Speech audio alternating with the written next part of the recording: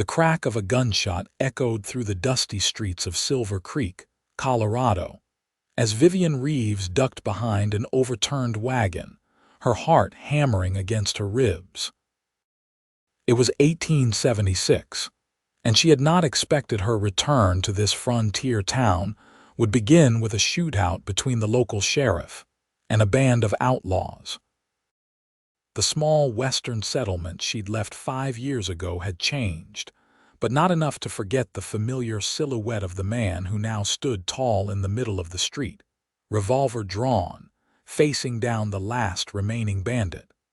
Isaac Thornton had always been fearless. Even back when they were both 18, dreaming of a future together before life pulled them apart. The years had hardened him into something more dangerous, a respected lawman with eyes that no longer carried the carefree sparkle she remembered. He was taller now, broader in the shoulders, with a weathered face that told stories of the harsh western sun and harsher experiences. "Drop it, Mullins," Isaac's voice carried across the street, commanding and firm. "Your boys are either dead or in custody. Don't make me put you down, too." The outlaw, a greasy-haired man with a scarred face, spat in the dirt before slowly lowering his weapon. The sheriff's deputy rushed forward to disarm him while Isaac holstered his gun, seemingly unaware of Vivian's presence just 20 feet away. She hadn't planned on seeing him so soon. Her stage had arrived early, and she'd hoped to settle into the hotel before word spread of her arrival. Now, covered in dust from diving for cover during the gunfight, her carefully planned reunion was ruined. "Isaac," she called out softly, stepping from behind the wagon. He turned, and for a moment, his face revealed nothing. Then recognition dawned, followed by a flash of something unreadable before his expression settled into careful neutrality. "Miss Reeves," he said formally, tipping his hat. "Welcome back to Silver Creek." The distance in his voice hurt more than she'd expected. 5 years ago, they'd been in love, or so she'd thought. They'd planned to marry once Isaac established himself at his uncle's ranch. Then came the letter from her ailing mother in Boston, followed by her father's business collapse. She'd had no choice but to go east, promising to return as soon as possible. 1 year turned to 2, then 3. Her letters grew fewer as she cared for her mother and helped rebuild her father's business. Isaac's replies became shorter, then stopped altogether. When she finally wrote that she was returning, there had been no response. "Thank you," she replied, equally formal. "I see you've become the sheriff now." "Lot can change in 5 years," he said, glancing at the deputy who was escorting the outlaw toward the jailhouse. "Excuse me, I need to deal with this prisoner." Without waiting for her response, he turned and walked away, leaving Vivian standing alone in the dusty street, the weight of unspoken words hanging in the air between them. The following morning, Vivian unpacked her trunks in the small room she'd rented above the town's only dress shop. The owner, Margaret Wilson, a plump woman in her 50s with kind eyes, had been eager to provide lodging to the daughter of Silver Creek's former banker. "Your father was good to folks around here," Margaret said, helping Vivian hang dresses in the wardrobe. "Gave fair terms when others wouldn't. People were sorry to hear of your family's troubles back east." "That's kind of you to say," Vivian replied, smoothing the fabric of her blue calico dress. "We managed to recover somewhat, though not enough to maintain our home in Boston. When Mother passed last winter, there seemed little reason to stay." Margaret nodded sympathetically. "And now you're back to sell your father's old property." "Yes, and perhaps stay on if I can find suitable employment." Vivian carefully placed her mother's silver hairbrush on the small vanity. "I have experience with bookkeeping now." "Well, I heard the new bank manager is looking for someone with those skills. And there's the school needing a teacher come fall." Margaret paused, her expression turning knowing. though I suspect there might be other reasons for your return." Vivian felt heat rise to her cheeks. "I have many fond memories of Silver Creek." "Including our sheriff?" Margaret asked gently. "There was quite a stir when your letters to him stopped coming so regular. Poor man would wait by the post office every day at first." The brush slipped from Vivian's fingers, clattering against the wooden surface. "My letters never stopped completely. They were less frequent, yes, but I wrote to him every month without fail." Margaret's brow furrowed. "That's strange. Word around town was you'd found yourself an Eastern gentleman and forgotten all about Isaac Thornton." "That's not true," Vivian said, her voice barely above a whisper. "There was never anyone else." "Well, truth has a way of getting twisted when it travels thousands of miles," Margaret said, patting Vivian's hand. "Perhaps you ought to tell him that yourself." Later that afternoon, Vivian made her way down the town's main street toward the small building that housed both the sheriff's office and jail. The spring air carried the scent of prairie flowers and livestock, so different from Boston's coal smoke and salt air. Despite everything, it felt like coming home. The sheriff's office door was open, but Isaac wasn't there. His deputy, a young man named Thomas Jenkins, looked up from his paperwork. "Sheriff Thornton's out at the Wilkins place. Dispute over cattle," he explained. "Should be back by supper time if you need to report something, madam." "Thank you," Vivian replied, disappointment evident in her voice. "It's not urgent. I'll return another time." As she turned to leave, the deputy called after her, "You're Miss Reeves, aren't you? The banker's daughter?" She nodded, pausing in the doorway. "Sheriff mentioned you were back in town." Thomas shuffled some papers awkwardly. "Said if you came by asking about your father's old property, to tell you the deed papers are being held at the bank." "I appreciate that information," she said, though property matters had been the furthest thing from her mind. "Good day, deputy." The week passed with Vivian settling into life in Silver Creek once more. She secured a position at the bank, starting the following Monday, and began the process of preparing her father's old house for sale. The modest two-story home at the edge of town had been rented to the doctor and his family while she was away, but they had recently built their own home closer to the center of town. She saw Isaac occasionally, always from a distance. He seemed to be deliberately avoiding her, changing direction when he spotted her on the street or leaving establishments just as she entered. The pain of his indifference cut deep, especially after learning from Margaret that rumors of her abandonment had spread through town. On Sunday morning, Vivian attended church service, dressed in her best navy blue dress with white lace trim. She sat near the back, conscious of the curious glances from townspeople who remembered her from before. As the congregation filed out after the service, she found herself face to face with Isaac, who had been seated on the opposite side of the church. "Sheriff Thornton," she greeted him, determined not to let him escape this time. "I was hoping we might have a word." His jaw tightened, but he gave a curt nod. "Miss Reeves." They stepped aside, allowing other churchgoers to pass by. In the morning light, she could see the tiny lines around his eyes that hadn't been there 5 years ago, the slight silver threading through his dark hair at the temples, despite him being only 27. "I've been by your office twice," she said. "You seem to be very busy." "Being sheriff doesn't leave much free time," he replied, his tone neutral but his eyes guarded. "I understand." She took a deep breath. "Isaac, I think there's been a misunderstanding about why my letters became less frequent." A muscle in his cheek twitched. "No misunderstanding, Vivian. You found a better life in Boston.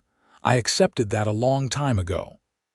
"That's not true," she insisted, keeping her voice low as people continued to mill around them. "My mother's illness took much of my time, and then there was my father's business to help save." but I wrote to you every month, even when your replies stopped coming." Confusion flickered across his face. "Your letters went from weekly to monthly, then stopped altogether after 2 years. I received your final letter announcing your engagement to some Boston banker's son." After that, what was there to say? Vivian stared at him in shock. "Engagement? Isaac, I was never engaged to anyone. I never sent such a letter." The church bell rang, signaling the start of the Sunday school hour. Around them, families were beginning to return to the church building. "This isn't the place," Isaac said after a moment, his expression troubled. "I have rounds to make, but I can meet you at your father's house this evening if you'd like to continue this conversation." "Yes," she agreed quickly. "Please come at 7. He nodded once before turning away, leaving Vivian with more questions than answers, and a flicker of hope that perhaps not all was lost between them. The hours until 7 o'clock crawled by with excruciating slowness. Vivian spent the afternoon cleaning the parlor of her father's house, dusting furniture that had been covered with sheets and opening windows to air out the musty rooms.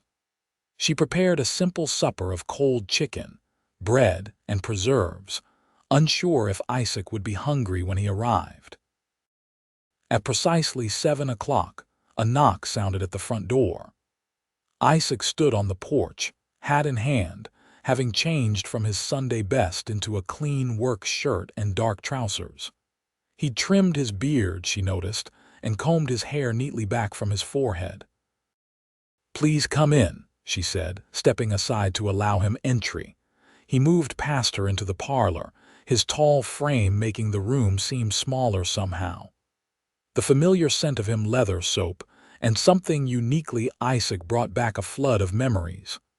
"Can I offer you some supper?" she asked. "It's nothing fancy, but I've eaten, thank you," he replied, though his tone had softened from their earlier encounter. He remained standing, hat in hand, as if unsure of his welcome. "Please sit down," she urged, gesturing to the armchair by the unlit fireplace. She took a seat on the sofa across from him, smoothing her skirts nervously. "I think we need to clear up some misunderstandings."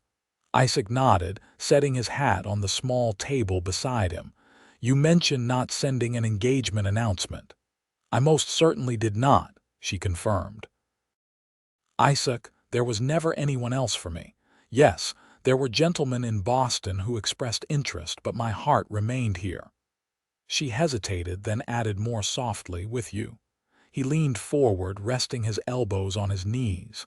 "Then explain this." From his shirt pocket, he withdrew a folded paper, yellowed with age and creased from frequent handling. He passed it to her. Vivian opened it, immediately recognizing the stationery she'd used in Boston, but the handwriting, while similar to her own, contained subtle differences she would never have noticed had she not been looking for them. "I didn't write this," she said, reading the contents with growing horror.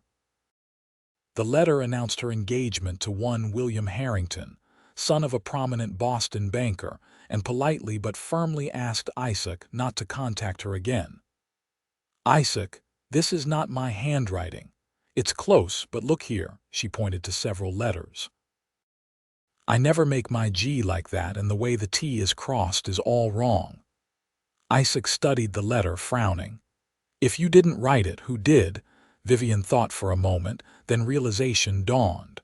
"Charlotte Blackwell, my cousin who came to stay with us during Mother's illness. She helped manage my correspondence when I was tending to Mother." Her hands trembled with anger. "She must have intercepted your letters and written this forgery." "But why would she do such a thing?" Isaac asked, though the tightness around his eyes had eased somewhat.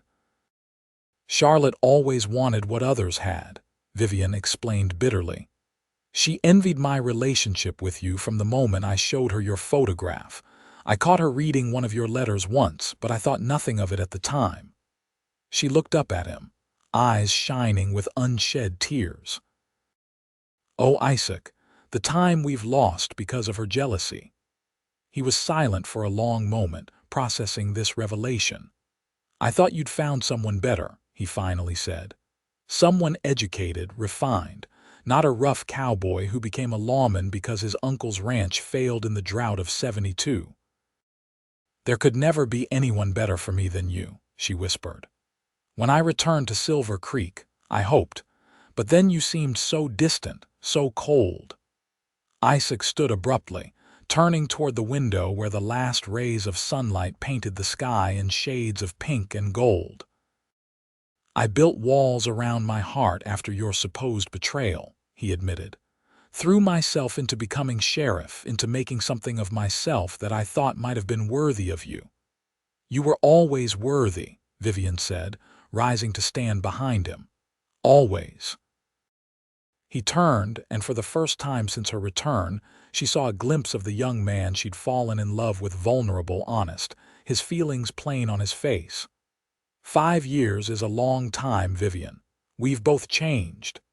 "Yes," she agreed, "but some things remain constant." She took a tentative step forward. "My feelings for you never wavered, Isaac, not once in all these years." Something in his expression broke open then, like ice cracking on a frozen river.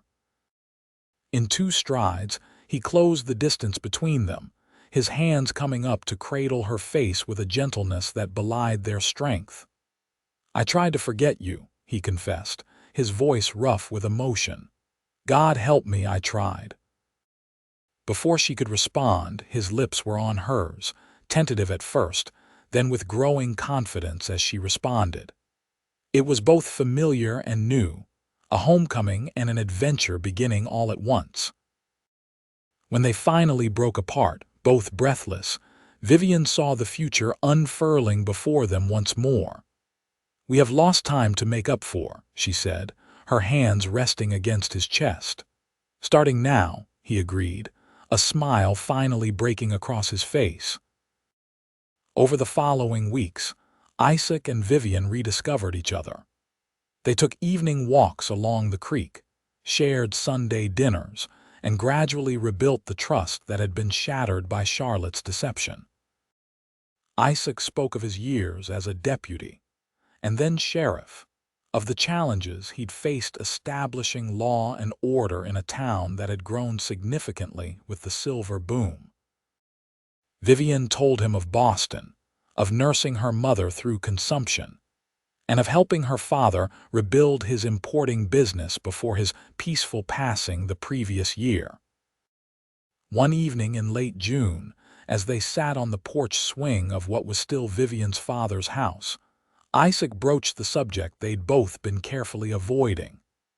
"I noticed you haven't put the house up for sale yet," he said, his arm draped casually across her shoulders. Vivian leaned into his embrace, watching fireflies blink in the gathering dusk. "I've been reconsidering my plans." "Oh," he tried to sound casual, but she could hear the hopeful note in his voice. "Silver Creek feels more like home than Boston ever did," she admitted. "And my position at the bank is secure. Mr. Collins says I have a good head for numbers." "Better than mine," Isaac chuckled. "I can track outlaws across 3 territories, but bookkeeping defeats me every time." She smiled, turning to face him. "Are you asking me to stay, Sheriff Thornton?" His expression grew serious. "I'm asking for more than that, Vivian." From his pocket, he withdrew a small velvet pouch. Tipping its contents into his palm revealed a gold ring with a small, perfect diamond that caught the last light of day. "I bought this 5 years ago," he said quietly. 2 days before your letter, before what I thought was your letter arrived. I've carried it with me every day since, unable to part with it even when I believed you were lost to me forever."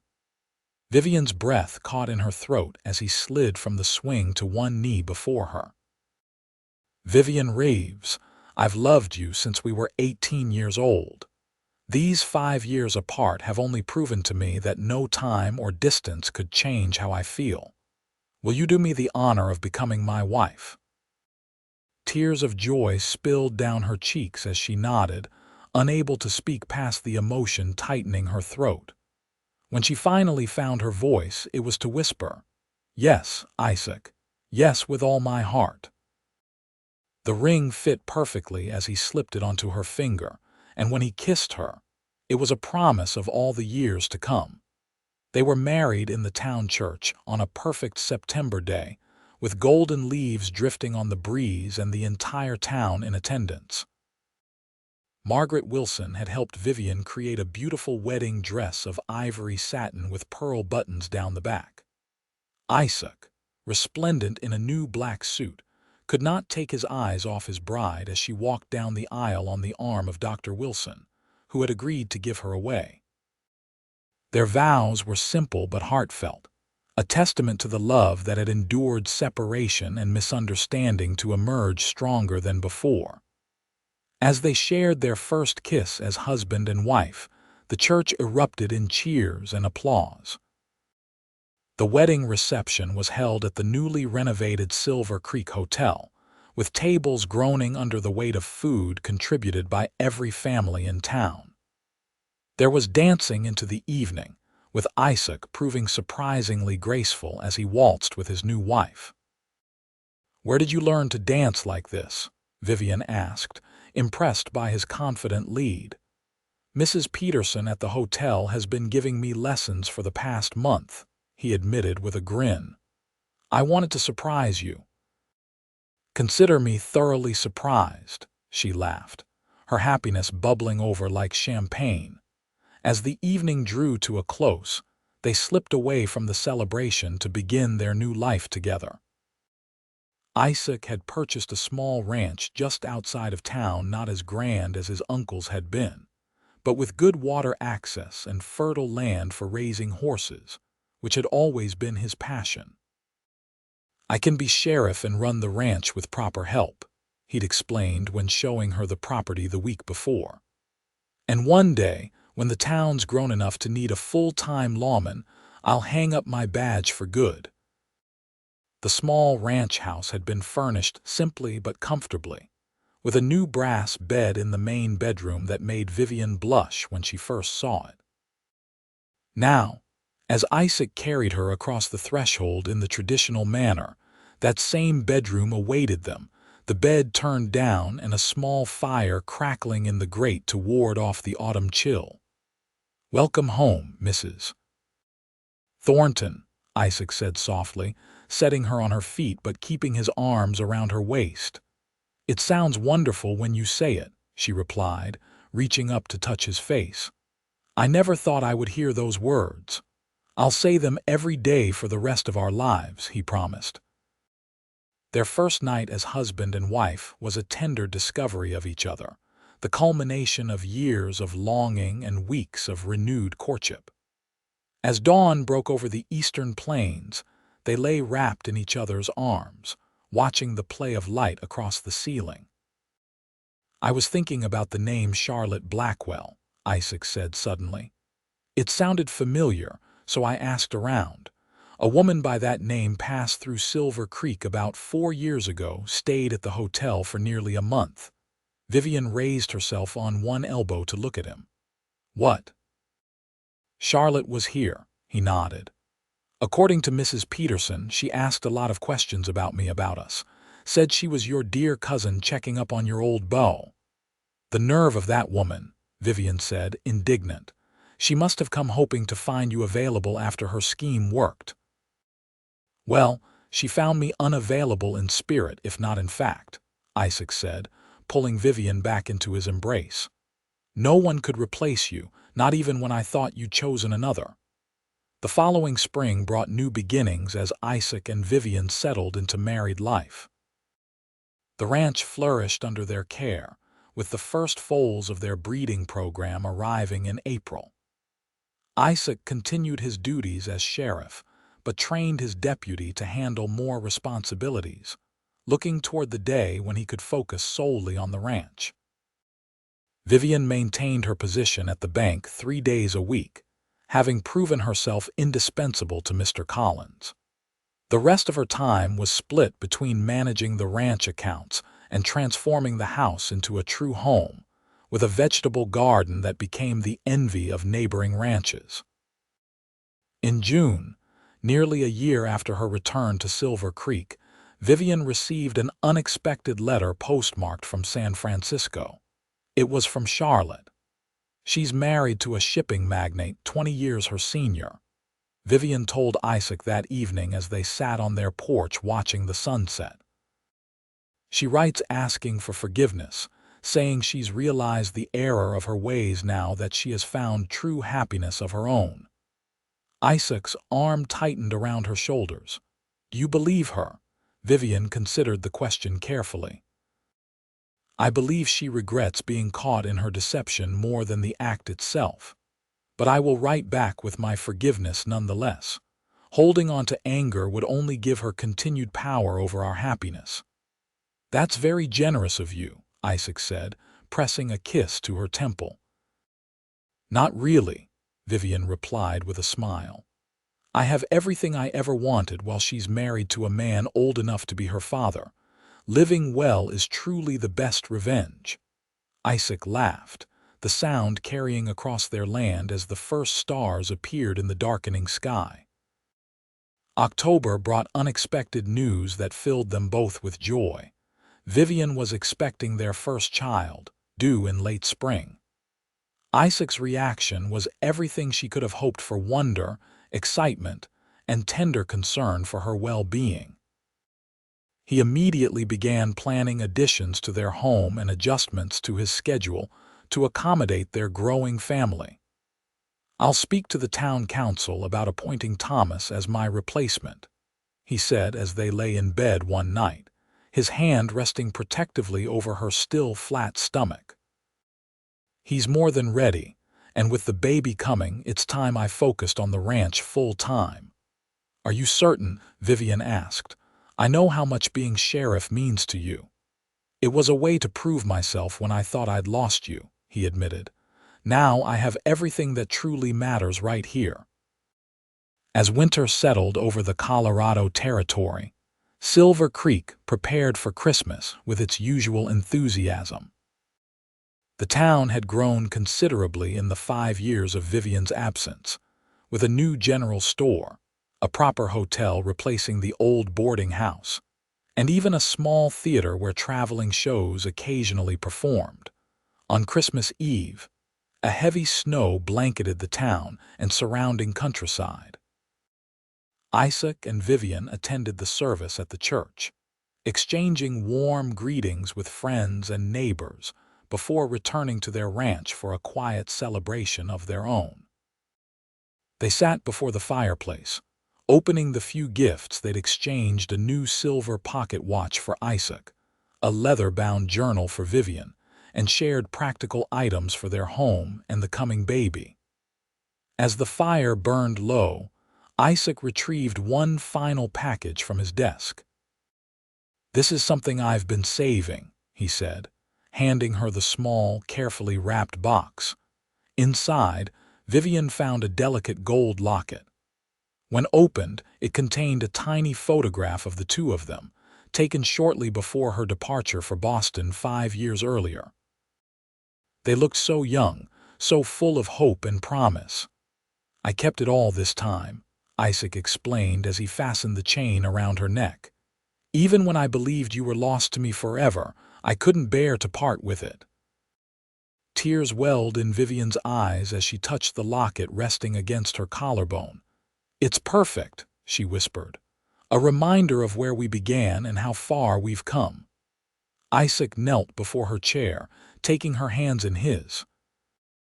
"When you first returned to Silver Creek, I was so angry, so hurt by what I thought was your betrayal that I could barely look at you. I tried to convince myself I'd forgotten you, that the love we shared had been nothing but youthful fancy." "And now?" she asked softly. "Now I know better," he said, his voice rough with emotion. When she thought he'd forgotten, the cowboy kissed her hand and said, "You never left me, Vivian, not really. You were in every sunrise I watched, every star I named at night. You were the dream I couldn't let go of, even when I tried." Vivian slipped from her chair to kneel beside him on the hearth rug, her arms encircling his neck. "And you were mine," she whispered against his lips. always and forever. As the snow continued to fall outside their window, they held each other close, secure in the knowledge that their love had withstood separation, deception, and the passage of time. What had begun as a youthful romance had matured into something unbreakable, a bond that would sustain them through whatever challenges life might bring their way in the years to come. And in the spring, when their daughter arrived with her father's dark hair and her mother's determined spirit, they named her Hope, a testament to the faith that had carried them back to each other across time and distance, and would guide their family forward into a future bright with promise.